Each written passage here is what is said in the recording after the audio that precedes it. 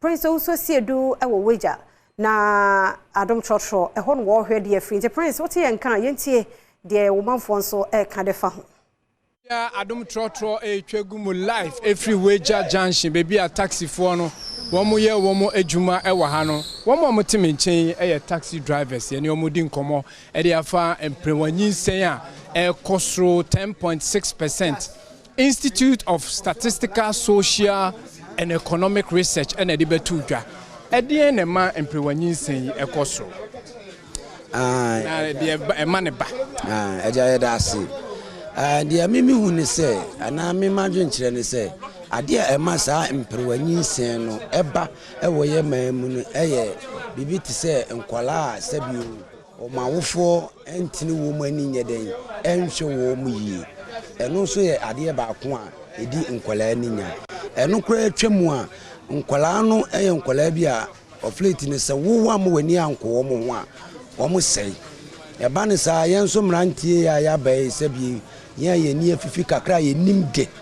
ye mumu na ye se nkwala no because oba bia ni hu asabi onu ade ne hu beba be ma be ma saa kwa jese ye meme ya na ye dwane atoa wo mu ne ye de adwempo bi ato wo mu trim ama nkwala no se ne ya ne ye ka no se oba adwene mu hare kakra nti sabi na wo mu atumi ada no wo mu ene ye nya wo mu e de wo ma fa saa kwa no so eno so ka ho ene ye ma nkwala no etumu enyenyem saa mimi adwen kire no no nti sanke be yi a de mimi nim ne se ye be ba kwan ye be fa so ye be mana bras nti e bisa de wonim fa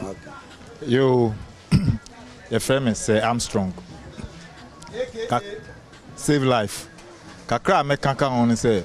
say se no ye nkronkro bi wo ho no mo a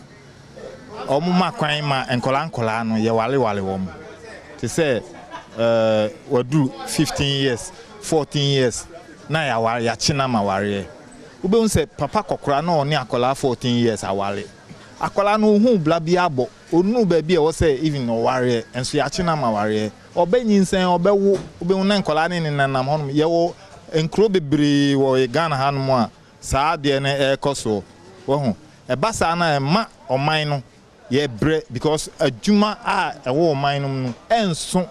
saa nkola nkitin ye a ye wo mo bai se obia benya adwuma ye sikasem no be din nkola ne hwe no nso no e be din eti se de e wo se aban eye ne se odi ne nan besi form na ye be ba solution no ye hwe employee sen de na de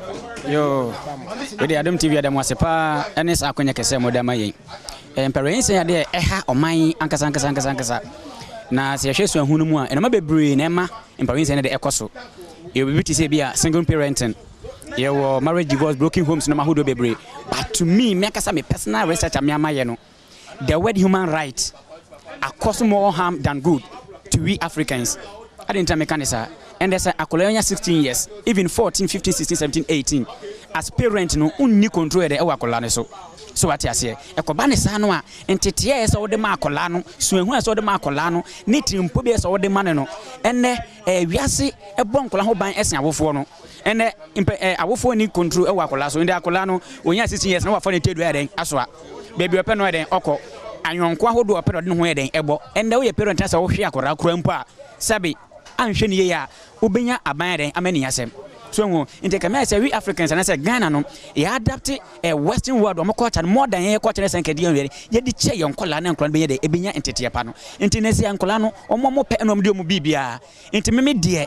human right na asay nkoda no pa ama inde empare se biblia de ekoso no to feel say kwan ben so na ebetimi afama prewanyin sen aba for me ka se meba yo aja me da se se wa ma me sa kwanya wi dia me nso minimu a efa ho sanke be ma nkola no eso ati ana se prewanyin sen so ase awofo no be ma o mani akọ o ma no ho na wo mo educate wo mo yi ama school na tumu wo mo so mo ma school ni tu wo mo na wo mo so nya afutupa be e ma nkola no na wo mo mo tumi dantem ko nkan no wo dantem a ise ne mpanifo se akụkọ dantem wa nya amane se nkola ne be dantem na wo be ba fie aye niema wo fie a migidi se sa niema no eso betwa amai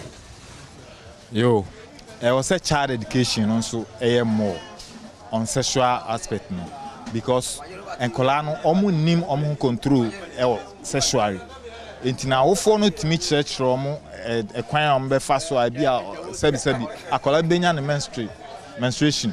na even pad ohun kwan obe fa so a ohun kwan obe fa so obe to pad e di sebi a share na se ana se obe be sisi no ube hun se obekọ be ma bi o se o ebi a onto BBC man ya de awfo nto man a obe man so obe fa se one ne be dance na wa ebi sa ntine ube hun se sa ne man e koso etina o se awfo no so omo ma nkola na education won sa ne man no mo boa omo e wo sa kwan no so na omo tutoto sa ne man bi mu na o man fo na kire o madwene se o hwe mechi ya na se wo hu se ye twegu ye Adom TV ni so live e wo Adom TV a na me a me di mate ewo taxi station wo weja no na ene taxi mate e be ka say away